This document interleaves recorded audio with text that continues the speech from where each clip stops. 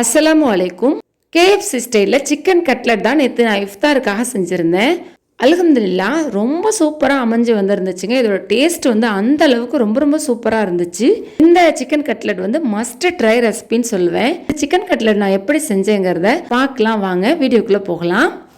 Fry pan எடுத்திருக்கேன். அதில் சின்ன குழிக்கரண்டி அளவுக்கு ஒரு குழிக்கரண்டி எண்ணெய் சேர்த்துருக்கேன். 1/4 ஸ்பூன் அளவுக்கு பட்டை, கிராம்பு, ஏலக்காய் தூள் சேர்த்துருக்கேன். சேர்த்துட்டு இது கூடவே 150 கிராம் சிக்கன், போன்லெஸ் சிக்கன் எடுத்திருக்கேன். இதை எண்ணெயில் நல்லா ஒட்டி பிடிக்கிற மாதிரி ஒரு வாட்டி கலந்து விட்டுக்கலாம்.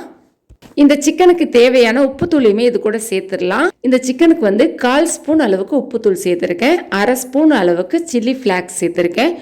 இஞ்சி பவுடர் 1/4 ஸ்பூன் சேர்த்துருக்கேன். பூண்டு பவுடர் 1/4 ஸ்பூன் சேர்த்துருக்கேன். ஜீரகத்தூள் 1/4 ஸ்பூனும், கரம் மசாலா தூள் 1/4 ஸ்பூனும் சேர்த்துருக்கேன். இது எல்லாத்தையும் ஒன்றா கலந்து விட்டுக்கலாம். இதில் மிளகாய் தூள் நான் சேர்க்கலை, சில்லி ஃப்ளேக்ஸ் தான் சேர்த்துருக்கேன். இஞ்சி பூண்டு பவுடர் சேர்த்தா ரொம்ப டேஸ்ட்டாக இருக்கும். உங்ககிட்ட இல்லை அப்படின்னா இஞ்சி பூண்டு சேர்த்துக்கோங்க. எல்லாத்தையும் நல்லா ஒன்றா கலந்து விட்டுட்டு சிம்மில் வச்சு ஒரு 8 நிமிஷம் வேக வச்சு எடுத்திருக்கேன். நல்லா வெந்ததுக்கு அப்புறம் ஒரு பவுலில் இந்த சிக்கனை மாற்றி வச்சுக்கிறேன். சிக்கன் ஆறட்டும். இப்போ 1 பார்ட் ரெசிபி தான் நான் செய்ய போகிறேன். இதே பேனில் கொஞ்சம் மல்லித்தலை, கொஞ்சம் புதினாத்தலை, 3 பெரிய வெங்காயம், ஒரு கேரட் எடுத்திருக்கேன். பொடிசாக வெங்காயத்தை கட் பண்ணிக்கணும், கேரட் துருவி எடுத்துக்கணும், மல்லி புதினாவையும் கட் பண்ணி எடுத்துக்கணும். இப்போ இதே பேனில் ஒரு சின்ன குளிக்கரண்டி அளவு எண்ணெய் சேர்த்துட்டு, எண்ணெய் சூடு வந்ததும் கட் பண்ணி வச்சிருக்க வெங்காயத்தை சேர்த்துடலாம். வெங்காயத்தை சேர்த்துட்டு ஒரு வாட்டி நல்லா கலந்து விட்டுக்கோங்க. மாதிரி ஒரு வாட்டி கலந்து விட்டதுக்கு அப்புறம் இந்த வெங்காயத்துக்கு தேவையான உப்புத்தூளையுமே இது கூட சேர்த்துடலாம். 1/2 ஸ்பூன் அளவுக்கு உப்புத்தூள் சேர்த்துருக்கேன். உப்புத்தூள் சேர்த்துட்டு இதை ஒன்றா கலந்து விட்டுக்கோங்க. சிம்மில் வச்சுட்டு வெங்காயத்தை வதங்க விட்டுட்டு கலர் மாறுற வரைக்கும் வெயிட் பண்ணலாம். கலர் மாறி வந்தோடனே 1/2 ஸ்பூன் அளவுக்கு சில்லி ஃப்ளாக்ஸ் சேர்த்துருக்கேன். 1/4 ஸ்பூன் அளவுக்கு ஆரிகானோ சேர்த்துருக்கேன். இது கூடவே 1/4 ஸ்பூன் அளவுக்கு கரம் மசாலா சேர்த்துருக்கேன்.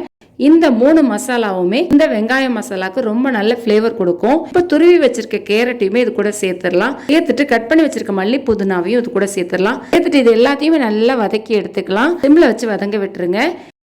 இப்போ நான் உருளைக்கிழங்கு வேக வச்சு எடுத்திருக்கேன். ஒரு உருளைக்கிழங்கு தான் எடுத்திருக்கேன். இதை நல்லா மசிச்சுக்கலாம். இந்த மாதிரி மாவு மாதிரி மசிகிற மாதிரி நல்லா வேக வச்சு எடுத்துக்கோங்க.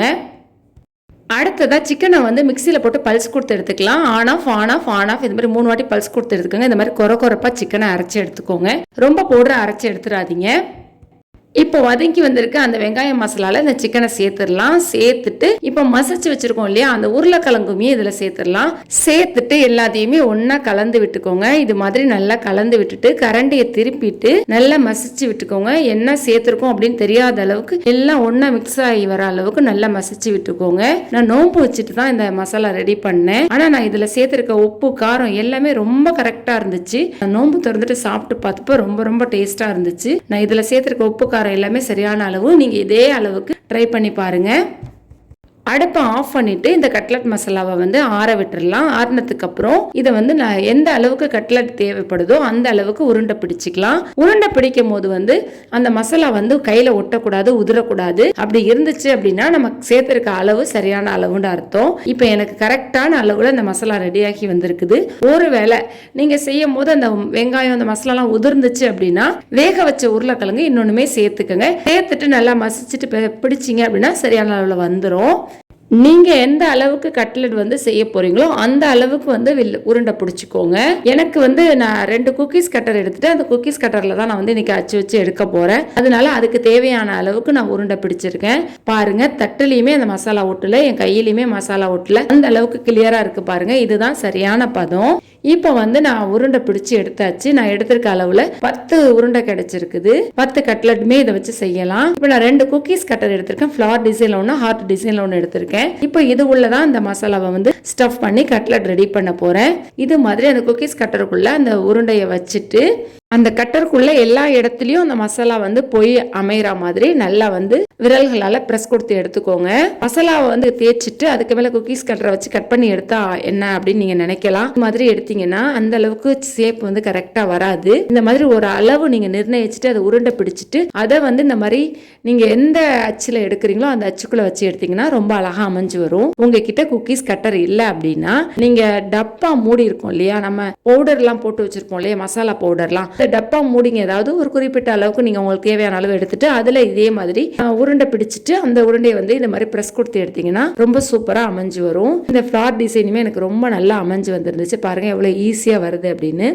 ஹார்ட் ஷேப்லயுமே நான் கொஞ்சம் கட்லெட்டை வந்து டிசைன் பண்ணிக்கிட்டேன். இந்த கட்லெட் வந்து ரொம்ப ரொம்ப டேஸ்ட்டாக இருக்குங்க. கண்டிப்பாக நீங்கள் ட்ரை பண்ணி பாருங்கள். வீடியோ பார்க்குறதோடு இல்லாமல் இந்த கட்லெட்டை வந்து நீங்கள் செஞ்சு பார்க்கணும். செஞ்சு பார்த்துட்டு எப்படி இருக்குன்னு எனக்கு கமெண்ட்டில் சொல்லுங்கள். வந்து மஸ்ட் ட்ரை ரெசிபிங்க. ரொம்ப ரொம்ப டேஸ்ட்டாக இருக்கும். கண்டிப்பாக வந்து நீங்கள் செஞ்சு பாருங்கள். வீடியோவையும் ஸ்கிப் பண்ணாமல் ஃபுல்லாக பாருங்கள். பாருங்க எந்த அளவுக்கு அழகா அந்த அச்சில் வந்து அந்த கட்லெட் மசாலா அமைஞ்சு வந்திருக்குன்னு. இப்போ நான் இப்போ எல்லாத்தையுமே ரெடி பண்ணிட்டேன். இப்போ KFC ஸ்டைலில் நம்ம வந்து சிக்கன் கட்லெட் செய்யறதுனால 3 டேபிள் ஸ்பூன் அளவுக்கு மைதா எடுத்திருக்கேன். 1 டேபிள் ஸ்பூன் அளவுக்கு அரிசி மாவு, பச்சரிசி மாவு எடுத்திருக்கேன். இது கூடவே வந்து 1/2 ஸ்பூன் அளவுக்கு சில்லி ஃபிளேக்ஸ் சேர்த்திருக்கேன். 1/4 ஸ்பூன் அளவுக்கு ஆரிகனோ சேர்த்திருக்கேன். 1/4 ஸ்பூன் வந்து இஞ்சி பவுடர் சேர்த்திருக்கேன். 1/4 ஸ்பூன் பூண்டு பவுடர் சேர்த்திருக்கேன். இது கூடவே வந்து 1/4 ஸ்பூன் அளவுக்கு உப்புத்தூள் சேர்த்திருக்கேன். 1 டீஸ்பூன் வந்து கார்ன்ஃபிளவர் பவுடர் சேர்த்திருக்கேன். இது எல்லாத்தையும் நல்லா மிக்ஸ் பண்ணி விட்டுக்கலாம். கண்டிப்பா இது கூட இஞ்சி பூண்டு பவுடர் சேர்த்துக்கணும். பவுடர் சேர்த்தீங்கன்னா இந்த மசாலா ரொம்ப ரொம்ப டேஸ்டா இருக்கும். KFC ஸ்டைலே இந்த இஞ்சி பூண்டு பவுடர் சேர்க்கறதுல தான் இருக்கு. இப்போ வந்து பிரெட் கிரம்ஸ் வந்து 2 டேபிள் ஸ்பூன் அளவுக்கு சேர்த்திருக்கேன். சேர்த்துட்டு ஒன்னா கலந்து விட்டுக்கலாம். கூடுதலாக இன்னொரு டேபிள் ஸ்பூன் வந்து பிரெட் கிரம்ஸ் சேர்த்துக்கலாம், நல்லா இருக்கும். இப்போ வந்து ஒரு முட்டை எடுத்திருக்கேன். இந்த முட்டையை வந்து சின்ன பவுல்ல இருந்து உடைச்சு சேர்த்துக்கிறேன். இந்த நான் செய்யற 10 கட்லெட்டுக்கு ஒரு முட்டைங்கிறது கூடுதலான அளவு தான். இதுக்கு மேல முட்டை சேர்த்துக்க வேணாம். இந்த முட்டையை வந்து நல்லா பீட் பண்ணி எடுத்துக்கலாம். எடுத்துட்டு இப்போ நான் ரெடி பண்ணி வச்சிருக்க அந்த கட்லெட்டை வந்து இந்த முட்டையில வந்து டிப் பண்ணி எடுத்துக்கணும். எடுத்துட்டு இப்போ நான் ரெடி பண்ணி வச்சிருக்க KFC ஸ்டைல் மாவுல வந்து பிரட்டி எடுத்துக்கலாம். கட்லெட்டை எடுத்து முட்டையை டிப் பண்ணும்போதும் சரி, பவுடரில் போட்டு பிரட்டும் போதும் சரி, ரொம்ப சாஃப்டாக ஹேண்டில் பண்ணணும். இல்லைன்னா கட்லெட் வந்து உடஞ்சிரும், அதோட ஷேப்புமே மாறி போயிடும். அதனால் பார்த்து பக்குவமாக செஞ்சுக்கோங்க. இந்த கட்லெட்டை வந்து ரெடி பண்ணி வச்சுட்டேன். அடுத்தது வேற ஸ்டைலில் செய்யணும் பாருங்க. டைரக்டாக அந்த கட்லெட் மசாலாவை மாவில் முக்கிட்டு அதுக்கப்புறம் வந்து முட்டையில் வந்து முக்கி எடுத்துருக்கேன். எடுத்துட்டு மறுபடியும் இந்த கட்லெட்டை வந்து மாவில் வந்து பரட்டி எடுத்துக்கணும். இது மாதிரி செய்யறப்பவும் ரொம்ப நல்லா இருக்கும். ஏன்னா டபுள் கோட்டிங் கொடுக்குறோம் இல்லையா, உள்ள கட்லெட் மசாலா வந்து சாஃப்டா இருக்கும். மேலே வந்து இந்த கோட்டிங் கொடுத்தது வந்து நல்லா கிறிஸ்பா இருக்கும். எண்ணெயில் வறுத்து எடுக்கும் போது சாப்பிட்றதுக்கு ரொம்ப ரொம்ப டேஸ்டா இருக்கும். இந்த ஸ்டைல்லையும் செஞ்சுக்கலாம். ஃபர்ஸ்ட் மாவில் முக்கிட்டு அப்புறம் எக்ல முக்கிட்டு அப்புறம் மறுபடியும் மாவில் முக்கிட்டு எடுக்கும் போது ரொம்ப ரொம்ப டேஸ்டா இருக்கும். இந்த ஸ்டைல்லையும் நீங்க செஞ்சுக்கலாம். இந்த KFC ஸ்டைல் கட்லெட் வந்து ரொம்ப ரொம்ப டேஸ்டா இருக்கும். கண்டிப்பா நீங்க ஒரு டைம் ட்ரை பண்ணி பாருங்க. நான் எண்ணெயில வந்து கட்லெட்டை போடும்போது வீடியோ ஆன்ல இருக்கிற ஞாபகமா வச்சுட்டேன். வீடியோ ஆஃப்ல இருந்திருக்கு, அதனால அந்த கிளிப்ஸ் கட் ஆயிடுச்சு. இப்போ மீதி இருக்கிற கிளிப்ஸ் தான் உங்ககிட்ட காட்டியிருக்கேன். கட்லெட்டுமே ரெடி ஆகிடுச்சு. பாருங்க எந்த அளவுக்கு நல்லா பொரிஞ்சு வந்திருக்குன்னு. இந்த கட்லெட் அந்த அளவுக்கு எண்ணெயுமே இழுக்காது.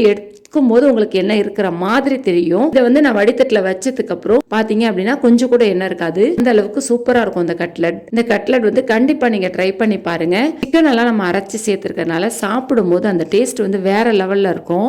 அடுப்பு வந்து ஹை ஃப்ளேம்லயும் இருக்கக்கூடாது, லோ ஃப்ளேம்லயும் இருக்கக்கூடாது. மீடியமா வச்சுக்கோங்க. ஹை ஃப்ளேம்ல வச்சீங்கன்னா தீஞ்சு போயிடும், லோ ஃப்ளேம்ல வச்சீங்கன்னா எண்ணெய் குடிக்கும். அதனால மீடியமான ஃப்ளேம்ல வச்சுக்கோங்க. அல்ஹம்துலில்லாஹ் கட்லெட்டையுமே சுட்டு முடிச்சாச்சு. இன்ஷா அல்லாஹ் மீண்டும் ஒரு வீடியோல உங்களை நான் சந்திக்கிறேன். தேங்க்ஸ் ஃபார் வாட்சிங். அஸ்ஸலாமு அலைக்கும்.